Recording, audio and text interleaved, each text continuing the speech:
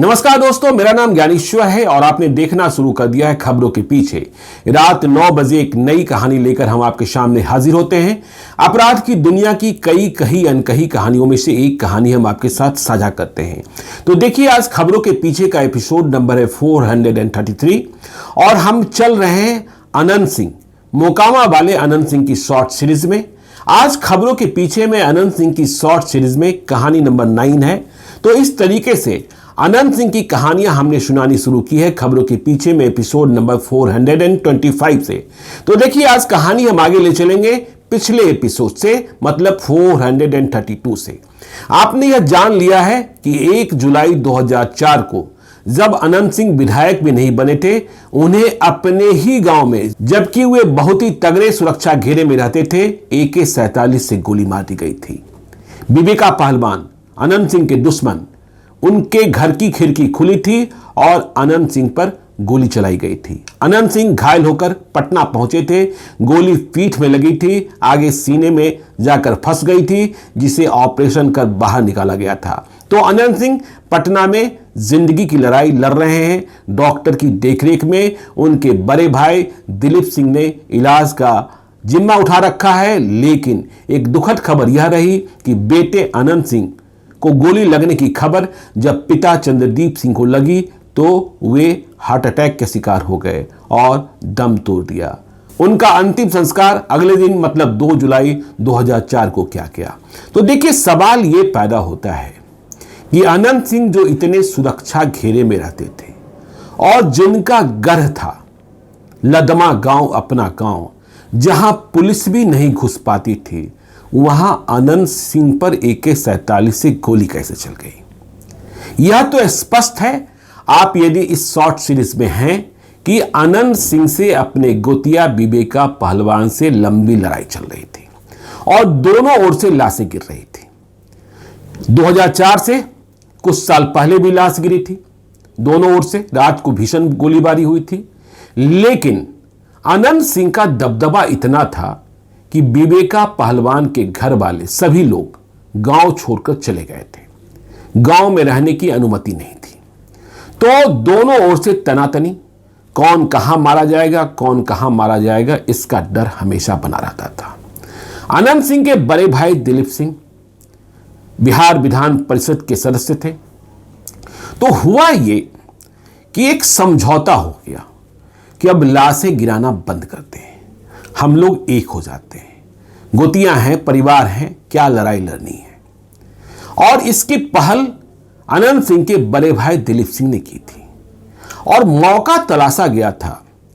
अनंत सिंह 1 जुलाई 2004 के कुछ ही महीने पहले जुड़वा बच्चों के पिता बने थे। घर में खुशी आई थी।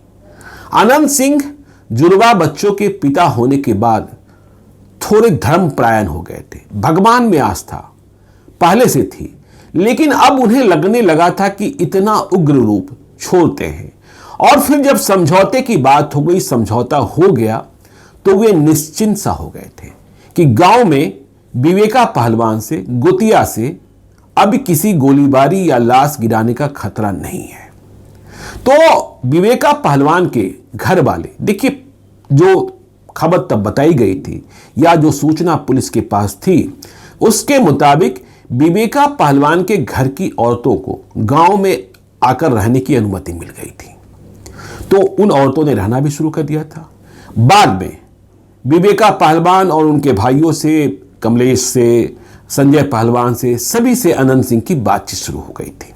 कहते हैं बातचीत इतनी शुरू हो गई थी कि संजय पहलवान के साथ व्यापारिक रिश्ता भी अनंत सिंह का बन गया था। खैर, लेकिन गांव में विवेका पहलवान को इस बात की अनुमति नहीं थी कि कोई हथियारबंद लोग उनके घर में कभी रहेगा, जबकि अनंत सिंह वहां भारी सुरक्षा घेरे में सशस्त्र पहरा में रहते थे। तो अनंत सिंह भरोसे में थे और इसी भरोसे का परिणाम रहा कि 1 जुलाई 2004 की सुबह अनंत सिंह को गोली मार दी गई। अनंत सिंह के जो फाइटर थे, साथ में रहने वाले लोग थे, वे अनंत सिंह को सतर्क करते थे कि नहीं, धोखा हो सकता है, आप इस तरीके से बिल्कुल ही निश्चिंत मत हो जाइए। लेकिन अनंत सिंह डांट देते थे। अब हम सभी एक हैं, किसी चिंता की बात नहीं है। गांव के बाहर के दुश्मनों की फिक्र करो, पुलिस पर नजर रखो, गांव के भीतर कुछ भी नहीं होना है।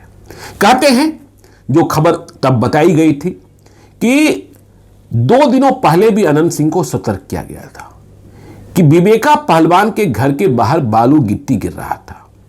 तो अनंत सिंह के जो सशस्त्र पहरे के लोग थे उन्होंने कहा था ये क्या हो रहा है। तो अनंत सिंह ने कहा क्या हो रहा है, कुछ क्या हो रहा है, कुछ भी नहीं हो रहा है, चुप रहो। लेकिन परिणाम क्या निकला कि 1 जुलाई 2004 की सुबह 6 बजे बंद घर जिसमें औरतें ही हैं यह माना गया था, उसकी खिड़की खुली और खिड़की से AK-47 की गोली चल गई। यह तो अनंत सिंह को बचना था कि वे बच गए और पटना पहुंच गए जहां उनका ऑपरेशन किया गया। अनंत सिंह 3 जुलाई को ICU से बाहर आ गए थे। तो देखिए अब अनंत सिंह पर गोली चल गई, यह सभी समझ रहे थे कि इसका बदला लिया जाएगा, लेकिन बदला कहां किससे लिया जाएगा। लोग इस बात को चिन्हित कर चुके थे कि गोली चलाने वाला जो व्यक्ति है वह विवेका पहलवान का भाई संजय पहलवान है। विवेका पहलवान के 5 भाइयों में सबसे कारगर संजय पहलवान ही था। तो गांव का हाल यह रह गया था। मुझे याद है 2 जुलाई 2004 को मैं रिपोर्टिंग के लिए लदमा गांव गया था, मतलब घटना के 1 दिन बाद। तब मैं दैनिक जागरण अखबार के लिए काम कर रहा था। मैंने वहां जाकर देखा कि विवेका पहलवान का घर खुला है, उस घर में कोई भी नहीं है, सभी लोग भाग गए हैं। मतलब घर के भीतर जितने लोग थे बारात के वक्त, जो औरतें थी वह भी चली गई हैं। अनंत सिंह को ही गोली लग गई थी, इसलिए जो उनके हथियारबंद दस्ते के लोग थे वे घबरा गए थे, इसलिए घर के पिछले दरवाजे से भागने वाले लोगों का पीछा नहीं किया जा सका था। तो सभी लोग गायब।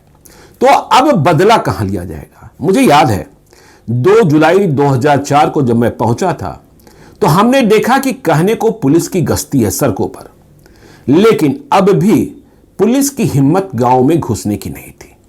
गांव में सन्नाटा था।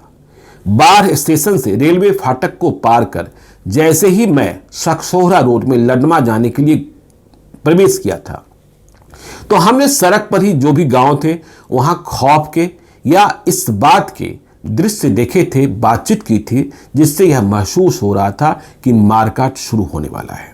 लेकिन यह सभी मान रहे थे कि विवेका पहलवान के लोग गांव छोड़कर चले गए, उनका अड्डा पटना में है या कहीं और है, इसलिए जो हमला होगा वह अब कहीं और होगा। तो जब मैं गांव पहुंचा था हमने देखा पुलिस तो है नहीं। पुलिस का हाल यह था कि 1 जुलाई 2004 को बाढ़ सब डिवीजन में कोई भी SDPO नहीं था।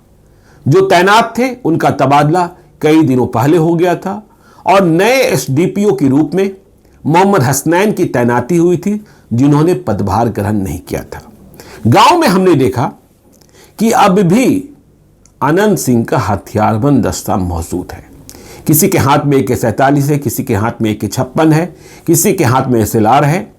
और इस बात से कोई गुरेज नहीं है कि मीडिया वाले पहुंचे हैं, गुस्सा भरा है। यह पता किया गया और बातचीत को भी मिल गए कि अनंत सिंह के घायल होने की स्थिति में बदला लेने का जिम्मा नागा नरेश ने उठा लिया है। नागा नरेश जिसका नाम राम नरेश सिंह था। अंडरवर्ल्ड की दुनिया में नागा नरेश का नाम तब से बहुत तेज चर्चा में आया था जब से वह अशोक सम्राट से जुड़ा था। नागा नरेश वह गैंगस्टर था जिसके पास से 1991 में पहली बार बिहार में AK-56 राइफल की बरामदगी हुई थी। मोकामा के रामपुर डुमरा में सीनियर सूरज सिंह के साथ नागा नरेश की गिरफ्तारी भी हुई थी। लेकिन बाद में अशोक सम्राट के मारे जाने के बाद नागा नरेश अनंत सिंह के साथ हो गया था और अनंत सिंह के साथ ही रहा। बाद में कई साल बाद नागा नरेश की हत्या भी बेगूसराय में की गई थी, जहां से एक AK-47 बरामदगी हुई थी। तो नागा नरेश ने कहा कि मैं कल संयोग से नहीं था, यदि मैं कल होता तो कल ही काम तमाम हो जाता, क्योंकि छोटे सरकार मतलब अनंत सिंह के बारे में कहा जा रहा है, जब उन्हें गोली लगी तो उस स्थिति में सभी लोग विचलित हो गए थे, इसलिए दुश्मन का किसी ने पीछा ही नहीं किया। लेकिन अब देखिए हालात क्या हैं। हथियारबंद दस्ता है और वैसे लोगों की तलाश की जा रही है जिन लोगों ने भागने वाले विवेका पहलवान के परिवार के लोगों को संरक्षण दिया हो, या फिर जो लोग पहले से घात लगाने के लिए आसपास आकर रुके हों। कहा यह गया कि जिन्होंने अनंत सिंह को गोली मारी वे उस घर में कई दिनों से बंद थे, किसी को पता ही नहीं चला। घर की खिड़की दिखाई जा रही थी, जिस खिड़की से गोली चली थी उस खिड़की में लगे स्टील के रॉड टूटे हुए थे। तो खैर चलिए, मालूम यह भी हुआ कि रात में अनंत सिंह के सशस्त्र दस्ते ने टाल के इलाके में, मतलब आसपास के गांव में फिर से भीषण गोलीबारी की है। तो किसके लिए? क्या विवेका पहलवान का दस्ता दिख गया था? नहीं। तो हुआ ये कि अब इन लोगों ने यह समझा कि जो आश्रय देने वाले हैं या फिर विवेका पहलवान के साथ खड़े हो सकते हैं, उन्हें पहले से नियंत्रित कर लो। ये 2004 का साल है। पहले जब बाढ़ में राजपूत बनाम भूमियार गिरोह, जो विजय कृष्ण बनाम अनंत सिंह, विजय कृष्ण बनाम अनंत सिंह, दिलीप सिंह की लड़ाई का नतीजा था, उस गिरोह को लीड करने वाला बच्चू सिंह, वह तो पहले ही मारा जा चुका था। लेकिन अब इस गिरोह का, बच्चू सिंह गिरोह का, जो अनंत सिंह का विरोधी गिरोह, उस गिरोह की कमान संभाले था महेश सिंह, जो बुरहानपुर गांव का रहने वाला था। तो बुरहानपुर गांव पर अनंत सिंह के लोगों का खास निशाना था। लेकिन परेशानी यह थी कि बुरहानपुर गांव जाने के लिए पानी को पार करना होता था, मतलब नदी को। तो हमने कोशिश की थी कि वहां तक पहुंचे, लेकिन पहुंच नहीं पाए थे। महेश सिंह के बारे में स्थानीय लोगों का कहना था कि वह कब आता है कब चला जाता है, पंछी की तरह, किसी को पता नहीं चलता है। नागा सिंह ने, जो बदला लेने की कमान संभाले हुए था, उसने कहा बदला तो होगा।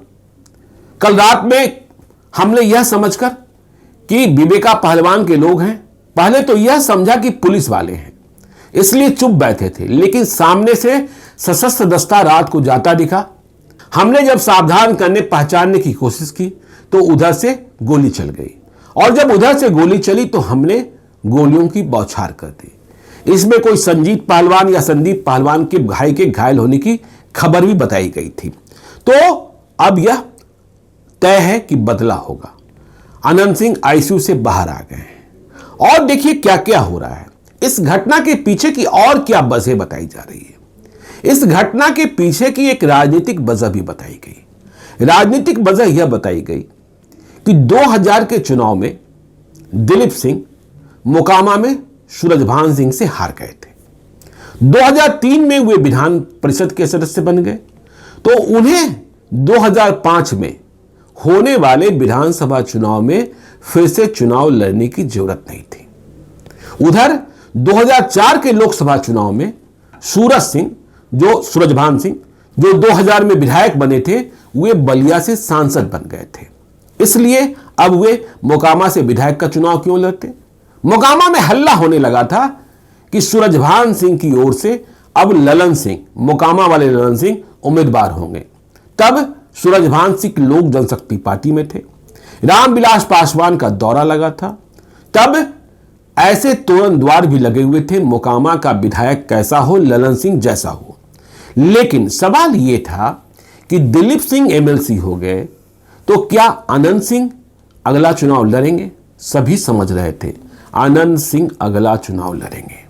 तो अनंत सिंह अगला चुनाव लड़ेंगे तो मुकाबला, कहने वाले कहते थे तब कि विवेका पहलवान, जिन्होंने 1995 में दिलीप सिंह के खिलाफ चुनाव लड़ा मोकामा में, वे भी अब इस हसरत में थे कि 2005 का विधानसभा चुनाव फिर से लड़ लें।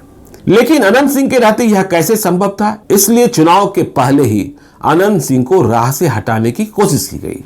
लेकिन अनंत सिंह को बचना था। अनंत सिंह पहले भी कई दफे गोलियों से बचे, गोलियां खाकर बचे, इस बार भी गोली खाकर बच गए थे। तो घात प्रतिघात अब शुरू होना है।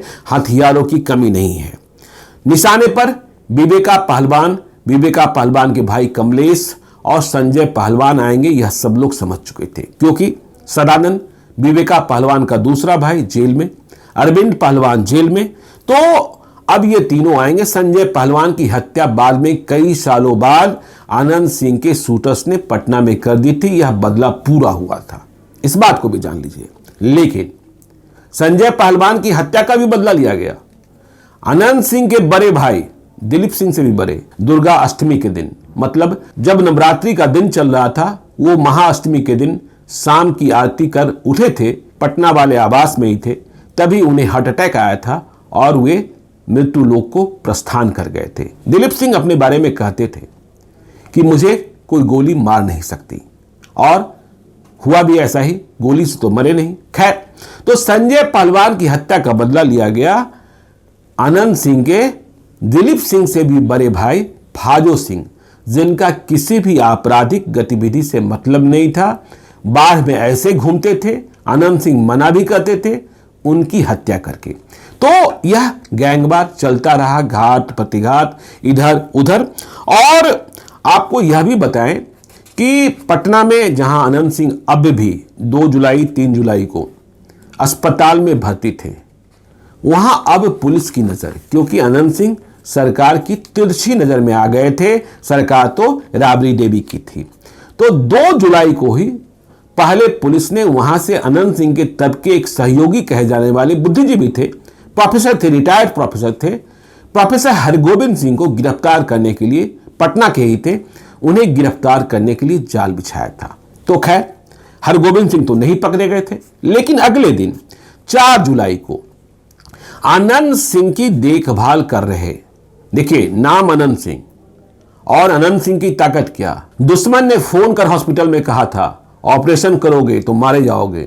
ऐसे में आनंद सिंह की सुरक्षा व्यवस्था कैसे नहीं टाइट होती, तो दिलीप सिंह वहां मौजूद तो रहते ही थे। इसके अलावा 2004 सशस्त्र दस्ता, कई हथियारबंद लोग और बड़ी संख्या में समर्थक रहते थे। लेकिन 4 जुलाई 2004 को उन पर भी पुलिस टूट पड़ी। वहां आनंद सिंह के समर्थकों को गिरफ्तार किया गया, हथियारबंद लोगों को गिरफ्तार किया गया। 4 ऐसे लोग, गिरफ्तारियां तो दर्जन भर से अधिक हुई थी, 4 ऐसे लोग पकड़े गए जिनके पास राइफल थे। दिलीप सिंह कह रहे थे पुलिस परेशान कर रही है, सरकार परेशान कर रही है। जो हथियार जब्त किए गए हैं वो सभी के सभी लाइसेंसी राइफल हैं, लेकिन सभी को गिरफ्तार कर जेल भेज दिया गया था।